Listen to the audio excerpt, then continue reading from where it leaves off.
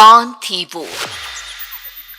मैं 8 महीने की प्रेग्नेंट थी और अपनी डिलीवरी के लिए अपने मायके गई थी। माँ ने मुझे फोन पर बताया, घर के पीछे की तरफ जो खाली जमीन थी ना, वहां पर एक नया कमरा बनवा लिया है। इतने सालों के बाद जैसे ही अपने घर में कदम रखा, कुछ अलग सा लगा।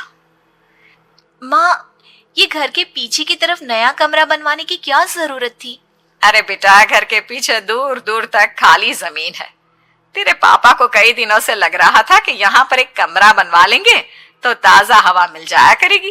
अब तो ये सब छोड़ और चल जल्दी से दूध पी ले। माँ, मैं थोड़ी देर में पी लूंगी, आप सो जाओ। मैंने दूध का गिलास उठाकर उस खिड़की में रख दिया। पता नहीं कब आंख लग गई।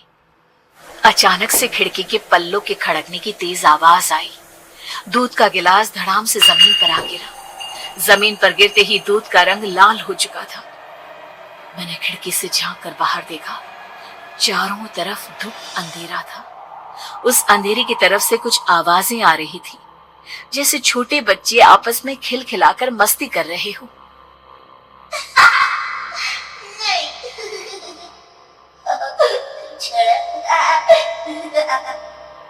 इतनी रात को इतने घनघोर अंधेरे में बच्चों की आवाज कैसे आ रही है? घड़ी में वक्त देखा तो ठीक 12 बजे थे। देखकर मैं सन्न रह गई। बुरी आत्माओं और भूतों की कई कहानियां मैं सुन चुकी थी। वक्त भी कुछ ऐसा ही था। ऊपर से मैं प्रेग्नेंट। सुना था कि ऐसे वक्त में अक्सर बुरी आत्माएं औरतों का पीछा करती है, तो क्या मेरे पीछे भी? पसीने से तरबतर बड़ी मुश्किल से, जैसे कांपते हाथों से मैंने उस खिड़की को बंद किया। जल्दी से जल्दी उस कमरे से बाहर निकलकर माँ के पास जाने के बारे में सोचा, लेकिन जैसे ही दरवाजे की तरफ पलटी, लगा कोई साया हवा की स्पीड से दरवाजे के सामने से गुजर गया। मेरे गले में अटक कर रह गई। मैं जोर से चीख कर माँ को बुलाना चाहती थी, लेकिन वो आवाज खुद मेरे कानों तक नहीं पहुंच पा रही थी। तो माँ तक कैसे पहुंचती? खिड़की के पल्ले एक बार फिर तेज हवा के झोंके से धड़ाम करके खुल गया और पूरी ताकत से मैं चीख पड़ी। जानती थी मेरी चीख की आवाज सुनकर कुछ ही सेकंड में माँ वहां पहुंच जाएगी, लेकिन ऐसा कुछ हुआ ही नहीं। मेरा कलेजा डर के मारे फटा जा रहा था। आखिर माँ ने मेरी आवाज क्यों नहीं सुनी? इतनी गहरी नींद में तो माँ कभी नहीं सोती। ठीक पीछे खुली हुई वो खिड़की। मुझ में इतनी ताकत नहीं बची थी कि मैं पलटकर उस तरफ देख भी सकूं। हवा का एक सनसनाता हुआ झोंका उसी वक्त मेरे कानों से आकर टकराया। लगा जैसे किसी ने दबी हुई आवाज में धीरे से मुझसे कहा, चली जाओ यहाँ से। मैंने दोनों हाथ अपने कानों पर रख लिए और एक बार फिर ताकत लगाकर जोर से चीखने की कोशिश की। माँ! पापा! मेरी आवाज उस कमरे की दीवारों से टकराकर वापस मुझे ही सुनाई दे रही थी।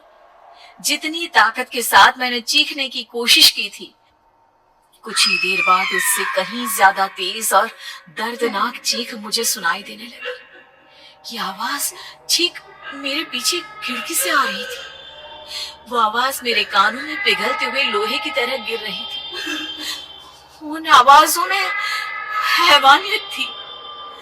वो आवाजें किसी इंसान की नहीं है, इतना मैं समझ चुकी थी। कांप रहे हाथों से मैंने अंधेरे में कुछ ढूंढने की कोशिश की। तभी अचानक मेरा हाथ बेड पर रखी टॉर्च पर पड़ा। किसी तरह ताकत लगाकर टॉर्च का बटन ऑन किया, लेकिन ये क्या? सामने दरवाजे पर 3 छोटी लड़कियां खड़ी हुई थी। उनके हाथ में स्टील के चमचमाते हुए चाकू थे। मैं घबराकर लड़खड़ाई और पीछे की तरफ हटी, लेकिन तब तक वो मेरे पास आ चुकी थी। उनकी गर्दन टेढ़ी थी और उनके हाथों के वो चाकू मेरे पेट को निशाना बनाने को तैयार। मैं जोर से चीखी, नहीं, छोड़ दो मेरे बच्चे को, मत मारो, मत मारो, छोड़ दो मेरे बच्चे को। सोनाली, क्या हुआ बेटा? तू इतनी डरी हुई क्यों है? उठ बेटा, क्या हुआ? हड़बड़ाकर मैंने अपनी आंखें खोली। देखा तो दिन निकल आया था। माँ मुझे जगा रही थी। मेरा चेहरा पूरा पसीने से लथपथ था। क्या हुआ बेटा, तुमने कोई बुरा सपना देखा क्या? मैं अभी तक अपने पूरे होश में नहीं थी। वो मेरे बच्चे को मार देगी माँ, वो लड़की मेरे बच्चे को। मैंने घबरा कर अपने पेट को छुआ। सब कुछ ठीक था। और वो दूध जो रात को यहाँ पर गिर गया था, उसका रंग लाल हो गया था। माँ ने हंसते हुए दूध का गिलास मुझे दिखाया। तुमने दूध पिया ही नहीं, पूरा का पूरा ऐसे ही रखा हुआ है। तुमसे कहा था ना सोनाली, सेहत के लिए लापरवाही ठीक नहीं बेटा। लेकिन मैंने तो सब कुछ अपनी खुली आंखों से देखा था। ये सपना कैसे हो सकता है?